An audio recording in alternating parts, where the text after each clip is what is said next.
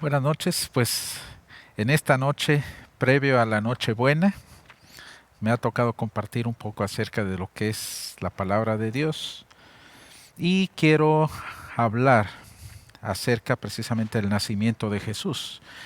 No es una prédica propiamente dicha, sino quería ver un paralelismo en dos de los evangelios de cuál era la condición de cómo Jesús había nacido y cómo de alguna o de otra manera podemos nosotros aterrizarlo en lo que vivimos en nuestro diario vivir. Entonces les voy a invitar a que nos acompañen en la Biblia, en el libro de Lucas, capítulo 2, versos del 1 al 7. Lucas capítulo 2, versos del 1 al 7. Vamos a estar viendo también Lucas capítulo 2, versos del 8 al 20, que con eso culminamos. Y vamos a estar viendo en el libro de Mateo, capítulo 2, versos del 1 al 12. ¿Sí? Y bien, pues antes de leer, quiero orar para que sea Dios el que nos dirija, que sea Él el que nos hable y que sea Él sobre todo el que nos haga sensibles a su voz, a su palabra, a su espíritu, y que sea Él el que nos esté llevando no solamente a escuchar, no solamente a aprender, sino también a llevarlo por obra. Vamos a orar. Señor, te damos gracias, Padre, en esta noche por la oportunidad que nos das de estar aquí. Gracias, Señor, porque has extendido tus misericordias y has prolongado tu amor para con nosotros, Señor. Gracias por tu gracia. Gracias, Señor, por enviar, Señor, a tu Hijo Jesús a nacer, a tener su ministerio y a morir por cada uno de nosotros. Gracias porque abres esa esperanza. Gracias, Señor, porque encontramos, Señor, vida a través, Señor, del nacimiento de Jesús. Sabemos que tú eres el Señor de todos los tiempos. Sabemos que tú nunca llegas tarde. Sabemos que tú eres, Señor, el que tienes el control, Señor, de toda la humanidad, Señor. En ti reconocemos tu señorío, en ti reconocemos tu soberanía y en ti reconocemos tu voluntad, Padre. Te damos gracias por este tiempo y bendecimos, Señor, a todo tu pueblo en el nombre de Jesús. Amén. Amén. Pues vamos a comenzar y quiero yo referirme al libro de Lucas, capítulo 2, versos del 1 al 7. Vamos a empezar del 1 al 6. Y dice así: Aconteció en aquellos días que se promulgó un edicto de parte de Augusto César que todo el mundo fuera empadronado.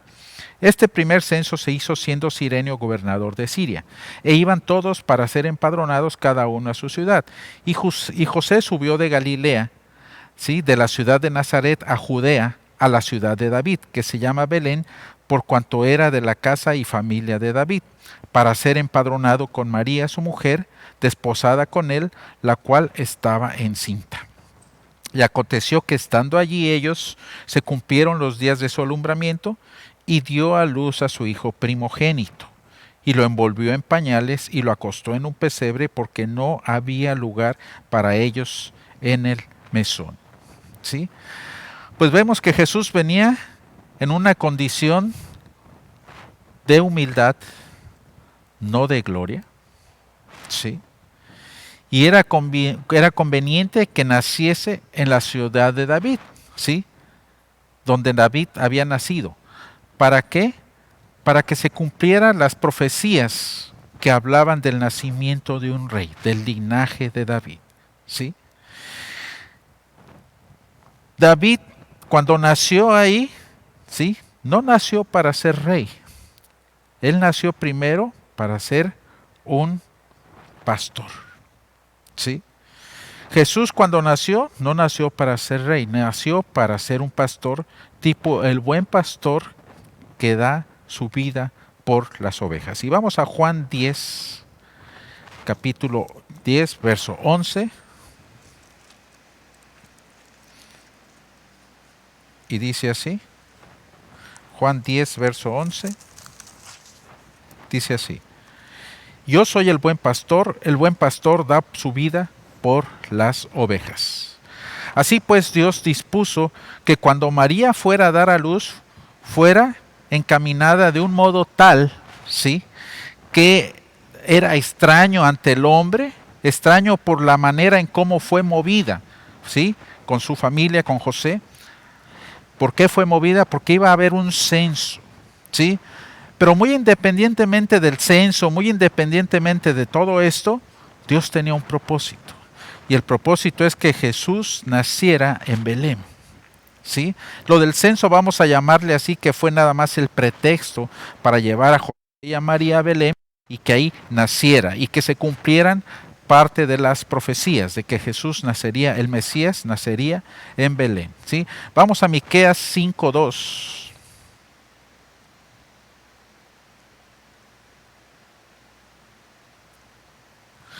Miqueas 5:2 y dice así: Pero tú, Belén Efrata, pequeña para estar entre las familias de Judá, de ti me saldrá el que será Señor en Israel, y sus salidas son desde el principio, desde los días de la eternidad. ¿Sí? Ahí estamos viendo cómo fue profetizado que nacería el Redentor, que nacería el Hijo de Dios, que nacería el Mesías en Belén. ¿Sí? Entonces vemos cómo fue profetizado que había de nacer el Salvador, siendo todo bajo el control y la voluntad de Dios. Recordemos que como creyentes, y recordemos que Dios siempre ha estado en control de todas las cosas, de todas las situaciones. No importa que estemos en el siglo XXI, no importa que estemos en el siglo XX, no importa que esto haya pasado 2000 años, Dios nunca ha dejado de tener el control. Así de esa manera, Dios tenía el control de por qué Jesús debería de nacer en una condición humilde. ¿Sí? Una condición humilde. Hace poco yo veía un programa y en el programa daban mucho énfasis en el nacimiento en el embarazo y nacimiento de uno de los hijos de un personaje político de Europa. Y hacen mucha, vamos a llamarle así, hacen mucha noticia social, hacen mucho algarabío de que van a ser el hijo del rey, van a ser el hijo de la princesa, de cierto personaje. Pero en los tiempos de Jesús no había nada de esto, no había nada de baby shower, no había nada de esto, sino que lo que había nada más era, ¿sí?, que pudieran nacer y que pudieran nacer bien. Pero no solamente eso, sino que Jesús iba a nacer de una manera muy diferente a todos los demás niños. ¿Por qué? Porque Él iba a nacer de una manera, de una condición humilde. ¿Sí? Y lo vemos aquí, las circunstancias de su nacimiento conforme con su estado de humillación. ¿Sí? ¿Por qué decimos conforme a su estado de humillación? Porque un niño, pues lo menos que tú esperas cuando va a nacer un bebé, y que va a dar alumbramiento la mamá, es que esté en un lugar cómodo, que esté en un lugar limpio, que esté en un lugar donde pueda haber todo lo necesario para que nazca bien ese bebé, para que el alumbramiento se dé de una manera correcta. Sin embargo, con Jesús no fue así. ¿Sí? Vamos a Filipenses 2, 6 y 7. Y dice así: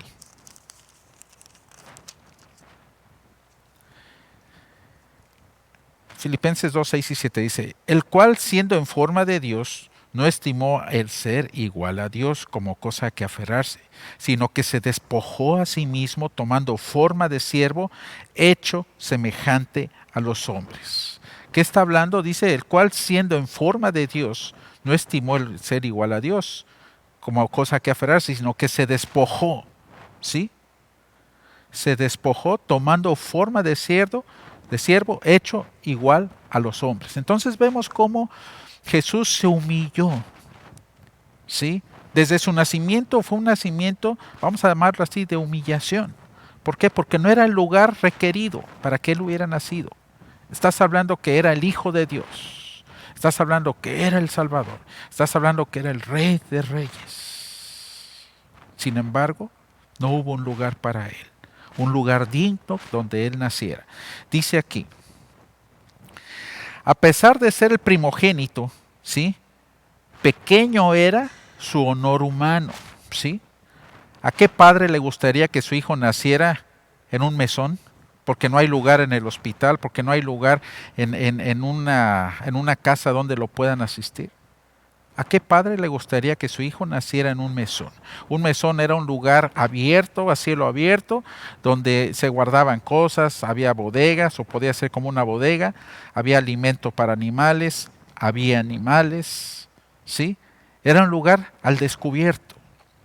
Y sin embargo, ahí iba a nacer el Hijo de Dios. Sí. Dice así, eh, a pesar de ser el primogénito, pequeño era el honor humano y menguada la herencia terrenal al nacer de una pobre doncella que era María. ¿Sí? La condición de María no era la gran mujer de alcurnia, la gran mujer de sociedad, no era una mujer reconocida, ¿sí?, en el pueblo de Israel. Era una mujer sencilla, ¿sí? Pero de ahí iba a nacer el Salvador de todo el mundo. ¿Sí? Vamos a Lucas capítulo 2. Bueno, ya estamos ahí. Capítulo 2, versos 7. Y dice así, y dio a luz a su hijo primogénito, y lo envolvió en pañales, y lo acostó en un pesebre, porque no había lugar para ellos en el mesón. ¿Sí? Pasó por las humillaciones más comunes de todos los recién nacidos, ¿verdad? ¿Por qué? Porque dice aquí que le pusieron, ¿sí?, un pañal, lo envolvieron en pañales, incapaz el bebé de moverse él solo, incapaz de ser autosuficiente por él mismo, dejó que lo movieran, dejó que lo atendieran, ¿sí? A pesar de que él mismo es Dios quien mueve al mundo. Jesucristo es Dios el que mueve al mundo. Jesucristo es el que vino a cambiar la historia. Jesucristo es el verbo hecho carne, dice, y habitó entre nosotros. Siendo Dios, se vino y se humilló a lo sumo. ¿Sí? ¿Y por qué hablo de la humillación en el nacimiento de Jesús? Porque a lo mejor nada más consideramos cómo fue tratado en su ministerio, pero si vemos desde que nació, entró con humildad. Entró en humillación. ¿Sí? Y dice aquí, ¿sí?, fue envuelto en pañales, incapaz de moverse a sí mismo por él mismo, pero él es el que mueve al mundo. ¿Sí? Y esto lo vemos en Hebreos 1:3, que dice así.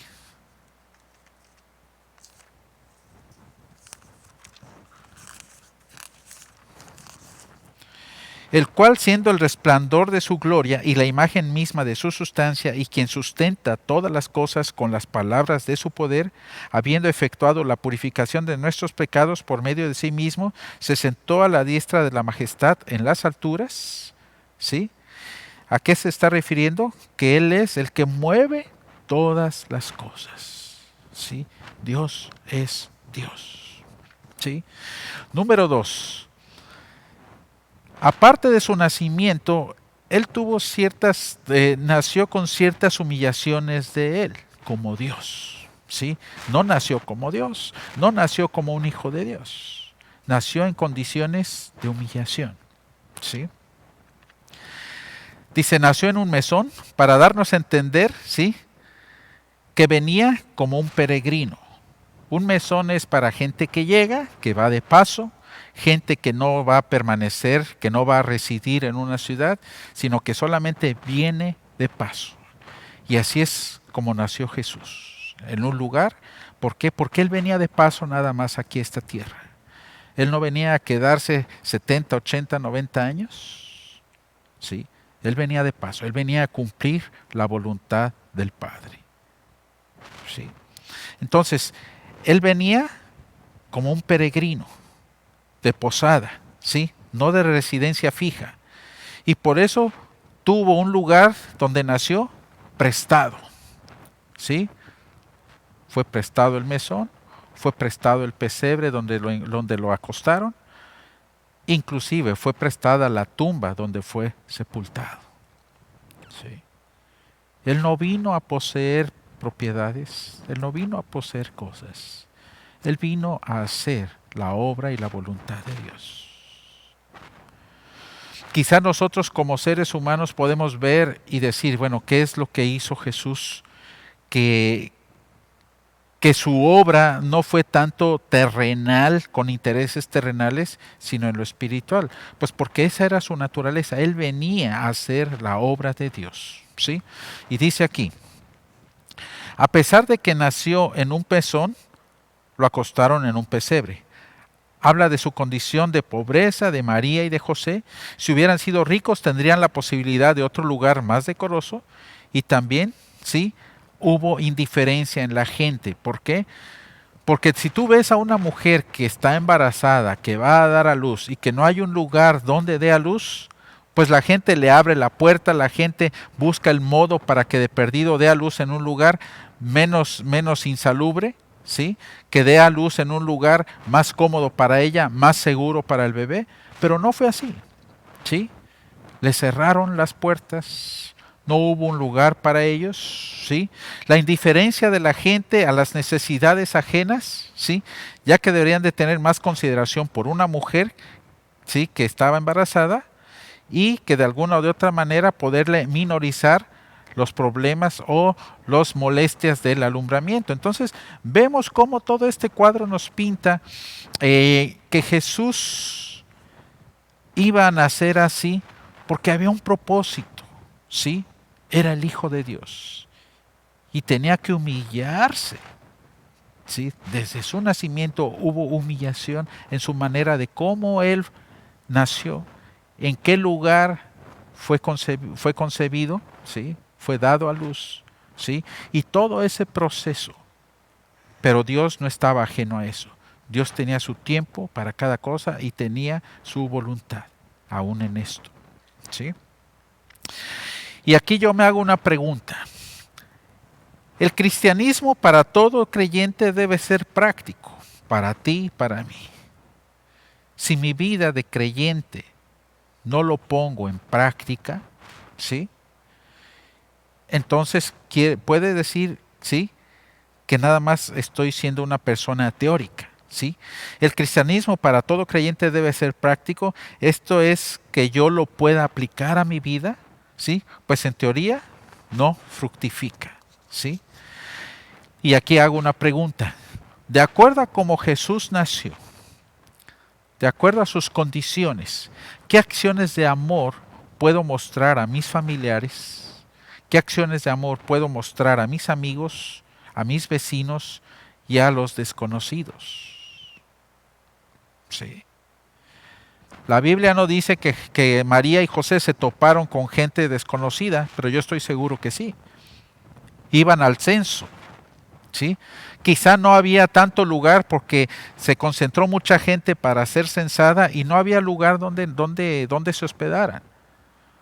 Pero al final de cuentas la necesidad de ellos de hospedarse, la necesidad de María de dar a luz en un lugar más seguro, un lugar más limpio, existía.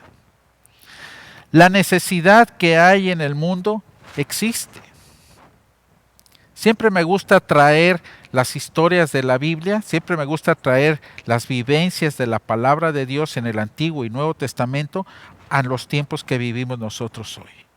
¿Y por qué me gusta traerlo? Porque no hay mucha diferencia de las necesidades de aquel entonces con las necesidades que hoy tenemos como sociedad. No hay mucha diferencia de aquellos personajes bíblicos que conocieron de Dios, que vieron a Dios, que conocían la palabra de Dios, a nosotros como creyentes que conocemos a Dios, que hemos oído de la palabra de Dios y que podemos hacer algo por la gente, algo por la comunidad. ¿Sí? Pero me gusta traerlo a la luz a este tiempo, aterrizarlo a este tiempo porque creo que es mi tiempo histórico como creyente, creo que es tu tiempo histórico como creyente, creo que es el tiempo histórico de la iglesia como creyentes de hacer algo. ¿Sí? En aquellos tiempos no había lugar para Jesús, para que Él naciera. En estos tiempos, en el corazón de la gente está cerrado, no hay lugar para que Jesús nazca en sus corazones. Antes se hablaba del nacimiento de Cristo. Y conforme va pasando el tiempo, se va desvirtuando y se va aligerando el nacimiento de Cristo. Ahora son felices fiestas, para que no se incomode un grupo que no está de acuerdo con los principios bíblicos. Para que no se incomode otro grupo que dice que somos nosotros personas arcaicas con pensamientos arcaicos y que eso ya no es de moda. Jesús no es moda. Jesús es el dueño del tiempo ayer, hoy y por la eternidad. Jesús es el que puso los fundamentos a la moralidad. Dios es el que puso los fundamentos a la humanidad. Dios es el que dice cómo podemos vivir, cómo debemos vivir. Y nosotros no podemos hacer a un lado lo que es la palabra de Dios. Lo que está escrito, escrito está. Yo no voy a cambiar lo que dice la Biblia. Yo no voy a cambiar lo que Dios escribió para el hombre. Yo tengo que transferir esa enseñanza. Yo tengo que vivir esa enseñanza. Pero es importante que yo sepa cómo estoy aterrizando el recibir a Jesús en mi vida o el no recibirlo.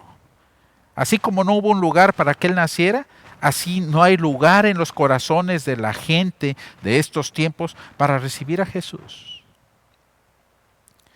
No hay la sensibilidad en la gente de estos tiempos para atender las necesidades de la gente, de los necesitados, del desconocido, del huérfano, de la viuda, del menesteroso. Es importante que un día previo a la Nochebuena reconozcamos cuánto hace falta que Jesús nazca en áreas de nuestra vida. Qué tan importante es que nosotros podamos ver la necesidad de que Jesús nazca en el corazón del necesitado, del pobre, del que no tiene esperanza. ¿Sí? Mañana es Nochebuena, porque tenemos buenas nuevas. Tenemos la esperanza de que podemos cambiar de cómo veníamos viviendo por el nacimiento de Cristo. Y aunque sabemos que el nacimiento de Cristo no fue por estas fechas o hay una polémica ahí, pero al final de cuentas lo importante es que Jesús nazca en mi vida y que yo pueda ver reflejado ese nacimiento en lo que yo hago, en mi práctica como creyente y como iglesia. ¿Sí? Dice aquí, ¿qué acciones de amor puedo mostrar a mis familiares, amigos y vecinos y desconocidos? ¿Sí? ¿O cierro mi corazón a la necesidad de la gente? ¿Sí? ¿O no reconozco que Jesús me está hablando, que puedo ser sus manos, que puedo ser su voz, que puedo ser sus ojos para atender al necesitado? ¿Sí? Vamos a otra parte de la palabra, a Mateo 2, del 1 al 5. ¿Sí? Les dije que íbamos a ver varios pasajes y vamos rápido porque el tiempo se nos va. Mateo 2, del 1 al 5. Y dice así. Cuando Jesús nació en Belén de Judea en días del rey Herodes, vinieron del oriente de Jerusalén unos magos, diciendo, ¿dónde está el rey de los judíos que ha nacido? Porque su estrella hemos visto en el oriente y venimos a adorarle. Oyendo esto, el rey Herodes se turbó y toda Jerusalén con él. Y convocados todos los principales sacerdotes y los escribas del pueblo, les preguntó dónde había de nacer el Cristo. Ellos le dijeron, en Belén de Judea, porque así está escrito por el profeta. ¿Sí? Entonces vemos cómo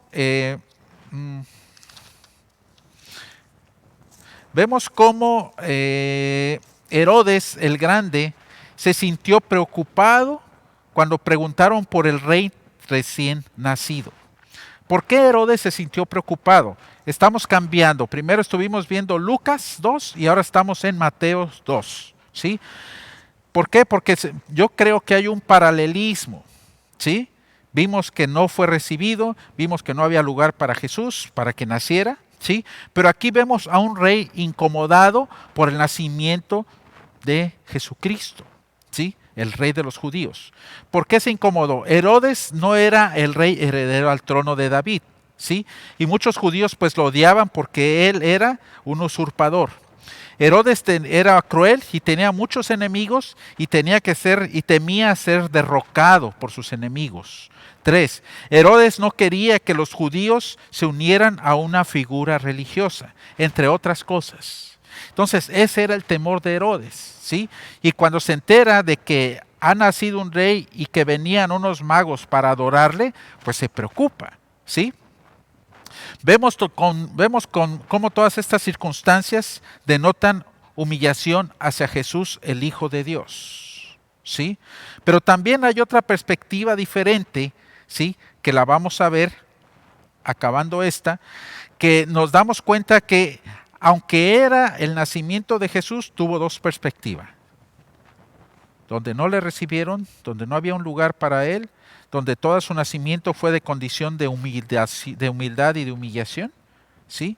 Y en otro, donde sí le reconocen, donde le alaban y dan la gloria a Dios por quien representaba el nacimiento de Jesús, ¿sí? Vamos a leer, ¿sí? Mateo 2, del 1 al 5, ya lo leímos, y dice aquí, y ellos, el último, el 5, y ellos le dijeron, en Belén de Judea, porque así está escrito por el profeta, ¿sí? Esto ya estaba escrito por el profeta, no era un invento, ¿sí? De los magos, no era un invento de los judíos, se había predicho hacía muchos años que Jesús nacería, ¿sí? Que Jesús nacería. Y dice aquí,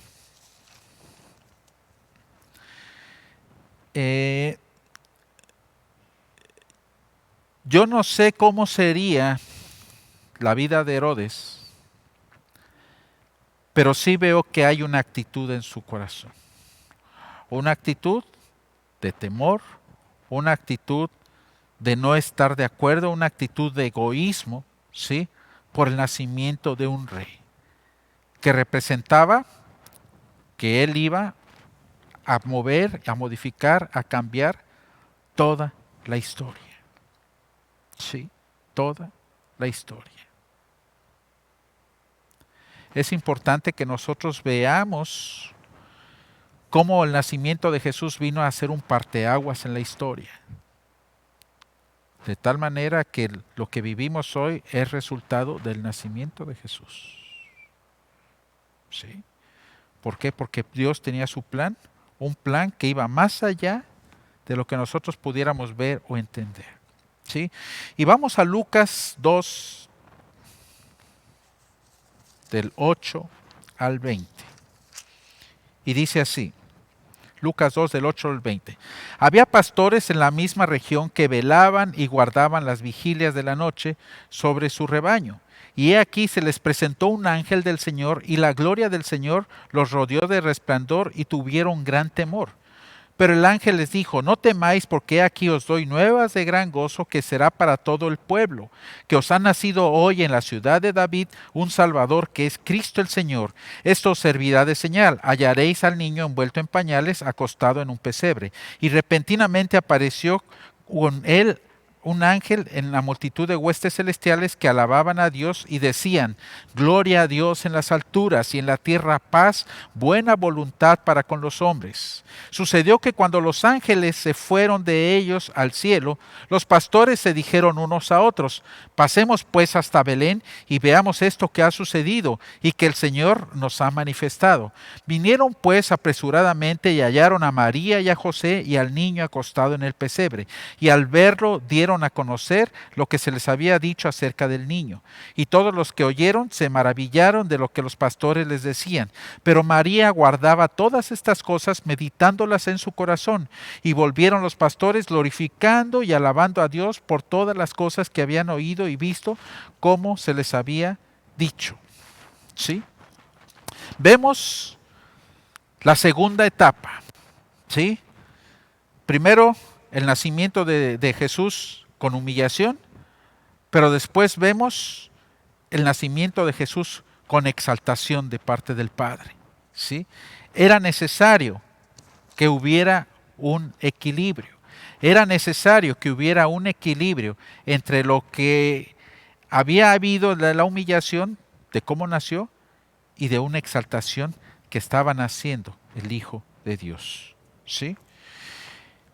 Los pastores son llamados a conocer el nacimiento de Cristo, ¿sí?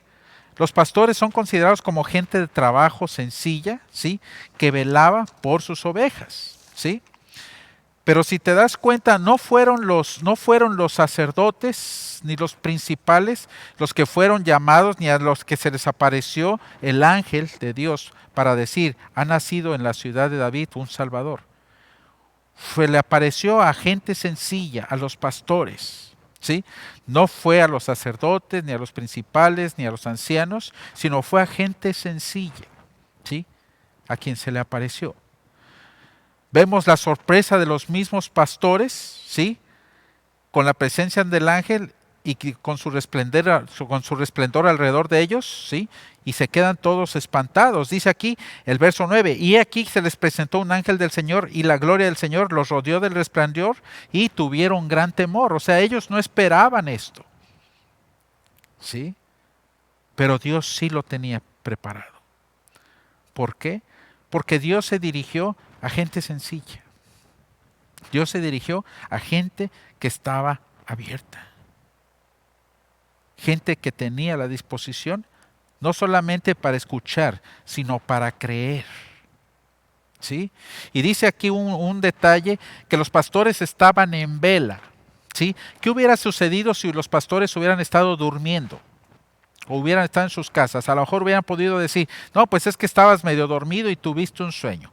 Pero dice aquí que no, que ellos estaban en vela cuidando las ovejas. ¿Para qué? Para que ellos no, o para que la gente no dijera, es que ustedes soñaron esto. No, fue una realidad. ¿Sí? Dice aquí, vemos la sorpresa, ¿sí? Que les causó a ellos. Ellos fueron invitados por los ángeles para recibir al Cordero de Dios, ¿sí? Al Cordero que quita el pecado del mundo. ¿Sí? Estos pastores se dice que cuidaban las ovejas para que cuando hacían un sacrificio, ellos vendían estas ovejas para los sacrificios. Sin embargo, a estos pastores que cuidaban las ovejas para los sacrificios, les fue anunciado el nacimiento del Cordero de Dios, el único Cordero que con su sacrificio iba a ser una sola vez y para siempre el redimir de pecados a la humanidad. ¿Sí? Fue el anuncio que había nacido el Salvador de Israel y de toda la humanidad. Hechos 4:12. Vamos a Hechos rápidamente, que el tiempo se nos acaba. Y dice así, Hechos 4:12, en ningún otro hay salvación porque no hay otro nombre bajo el cielo dado a los hombres en los cuales podamos nosotros ser salvos, sino solamente a través de Jesucristo, el Cordero de Dios, que nació en Belén y que los pastores fueron avisados, ¿sí? Que había nacido en la ciudad de David un Salvador, ¿sí? Y en todo esto vemos cómo Jesús es glorificado, ¿sí? Vamos a leer del versos 14 al 20 y dice así. Gloria a Dios en las alturas y en la tierra, paz, buena voluntad para con los hombres. Sucedió que cuando los ángeles se fueron de ellos al cielo, los pastores dijeron unos a otros, pasemos pues hasta Belén y veamos esto que ha acontecido y que el Señor nos ha manifestado. Vinieron pues apresuradamente y hallaron a María, a José y al niño acostado en un pesebre. Y al verlo dieron a conocer lo que se les había dicho acerca del niño. Y todos los que oyeron se maravillaron, dice, de lo que los pastores les decían. Pero María guardaba todas estas cosas, meditándolas en su corazón, y volvieron los pastores glorificando y alabando a Dios por todas las cosas que habían oído y visto, como se les había dicho. Sí. Entonces vemos cómo dos situaciones diferentes, nace en humillación, nace sin haber un lugar, pero la gente sencilla, los pastores, le reconocen, le alaban, le glorifican y dan gloria a Dios por el nacimiento de su Hijo. Sí. En mi vida, ¿qué significa el nacimiento de Jesús? ¿Qué significa en tu vida el nacimiento de Jesús? ¿Qué representa? ¿Cambio o tradición? ¿Qué representa que mañana Nochebuena celebremos el nacimiento de Cristo? ¿Qué representa para ti? ¿Qué representa para mí? Aplicación de la palabra de Dios a mi vida, menguar, morir a mí mismo, aplicar la Biblia a mi vida, vivir un cristianismo práctico, o significa una tradición, un conocimiento teórico. ¿Qué significa para ti y qué significa para mí? ¿Sí? Seguir haciendo las cosas como siempre las he hecho, o dejar las cosas viejas y dejar que Cristo nazca en mi vida cada día. Vamos a Juan 10:10, estoy ya casi por terminar. Juan 10:10 dice así.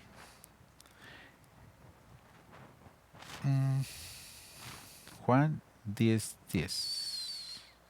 Dice, el ladrón no vino para hurtar y matar y destruir. El ladrón no viene sino para hurtar, matar y destruir.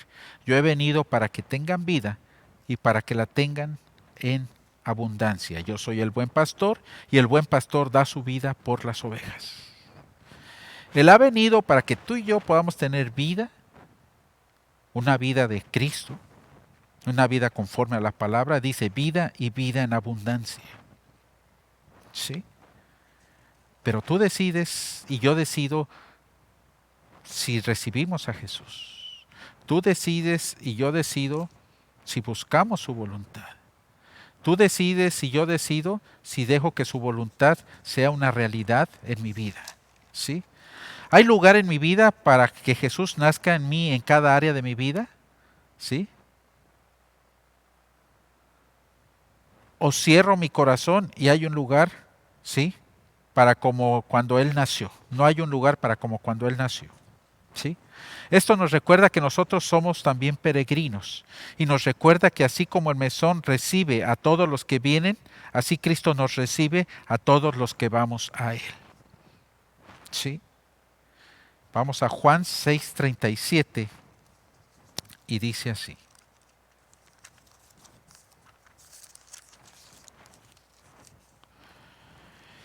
Todo lo que el Padre me da, vendrá a mí, y el que a mí viene, no le echo fuera. Jesús te está esperando con los brazos abiertos. Jesús me está esperando con los brazos abiertos. Él quiere que yo venga y de mi libre voluntad, con un conocimiento de Cristo, le entregue mi vida y le entregue esas áreas que aún no le he entregado. Él quiere nacer verdaderamente en cada área de mi vida. Yo como creyente puedo perderme en la historia de cuando yo conocí de Cristo, de cuando yo le acepté. Pero yo como creyente también voy en un proceso de santificación. Y eso quiere decir que hay áreas en mi vida que no han sido santificadas, que hay áreas en mi vida que no han sido tratadas, que hay áreas en mi vida que no he entregado al 100 al Señor. Y yo no puedo taparme los ojos en esas áreas de mi vida y decir, bueno, pues no pasa nada, ya acepté a Cristo en 1980 y ahora en el 2021 pues soy cristiano desde todos esos años. No, hay áreas en mi vida que todavía no se han rendido a Cristo, no las he rendido a la voluntad de Dios. Pero Él dice que no rechaza a nadie, que Él está abierto para recibirte hoy. Hoy quiere hacer el cambio en tu vida nuevamente. Hoy quiere nacer nuevamente en ti. Sí. Dice aquí. Pero Él nos recibe sin precio para nosotros y sin dinero. En un mesón tú pagas, en un hotel tú pagas para ser recibido, en un hospital tú pagas para ser recibido y te otorgan algo. Pero Jesús nos recibe sin ningún precio para nosotros y sin dinero, sino con el distintivo del amor hacia nosotros. Vamos a Isaías 55.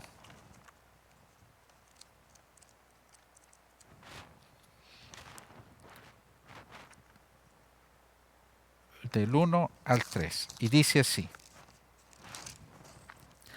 a todos los sedientos venid a las aguas, y los que no tienen dinero venid, comprad y comed. Venid, comprar sin dinero y sin precio, vino y leche.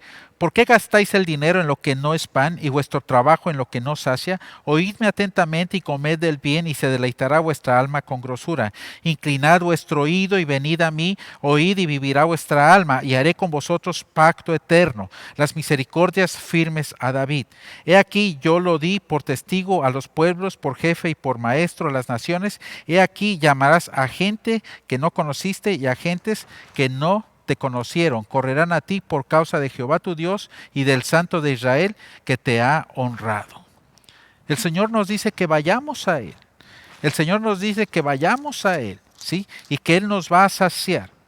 Que vengan los sedientos a las aguas, ¿sí? Aunque no tengas dinero, Él no te pide dinero, Él no te condiciona, Él quiere que vayas a Él con tu necesidad, ¿sí? Termino con esto. ¿No le recibieron? ¿Sí? ¿No hubo un lugar para Jesús? ¿No le reconocieron como hijo de Dios? ¿Sí? La gente fue indiferente ante la necesidad de María, de José y de Jesús y a las necesidades de la gente. ¿Sí? Pero tú puedes cambiar y tú puedes recibirle en tu vida. Puedes reconocer a Jesús en tu vida hoy. ¿Sí? Me puedo enfocar en hacer su obra para alcanzar al necesitado. ¿Por qué? Porque al final de cuentas, tú y yo como creyentes somos la sal de este mundo. Tú y yo como creyentes somos y debemos reflejar a Cristo y su carácter. Y quiero terminar con un pequeño relato que está en el Tiempo con Dios, un devocional que llevamos aquí en Confraternidad Cristiana. Y es el relato que se hizo el miércoles 15, donde habla de la omnisciencia del juez.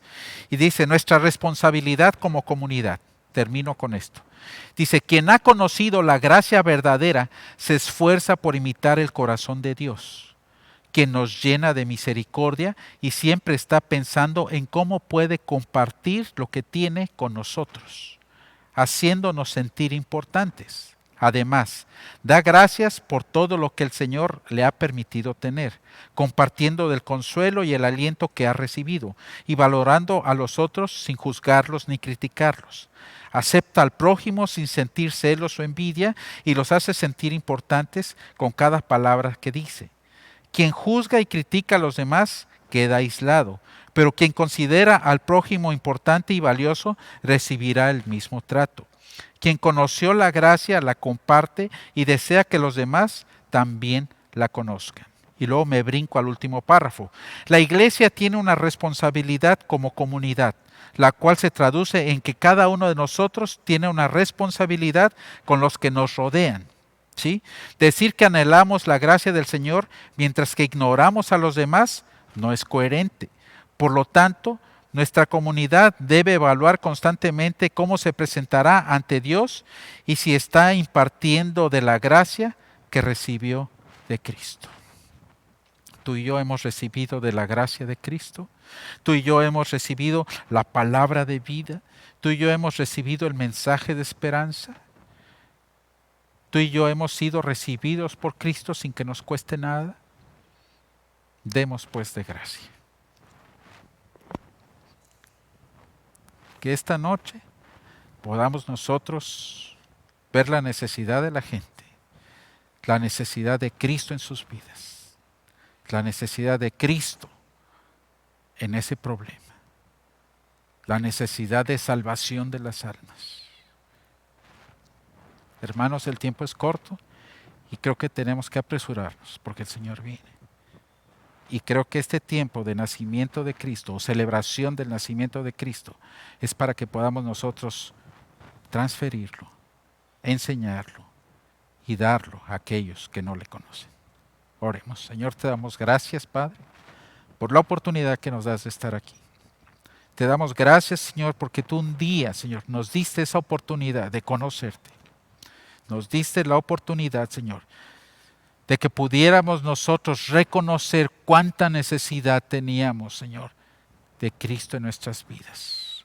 Cuán pecadores somos y éramos. Te damos gracias, Señor, porque tú no te limitaste, Señor, al darnos a tu Hijo por cada uno de nosotros, por la salvación de nuestras almas, Señor. Ayúdanos a reflejarte a ti, Señor. Ayúdanos, Señor, a dar cavidad en nuestras vidas, en nuestras áreas, para que tú sigas, Señor, haciendo la obra que tú iniciaste en nuestras vidas, Señor. Pero no solamente que haya el cambio en nosotros, sino que podamos nosotros ser agentes de cambio. Que podamos nosotros ser los instrumentos de tu gracia, los instrumentos de tu amor, para llevar tu palabra, para llevar esperanza al necesitado, Señor. Padre, quita la indiferencia de nosotros como creyentes y haznos sensibles como esos pastores que reconocieron que nacía el Salvador del mundo. Te damos gracias en el nombre de Jesús. Amén. Pues que Dios les bendiga. Muchas gracias por estar aquí con nosotros. Que pasen una feliz Nochebuena y una muy buena Navidad y reciban bendiciones de nuestros pastores. Dios les bendiga.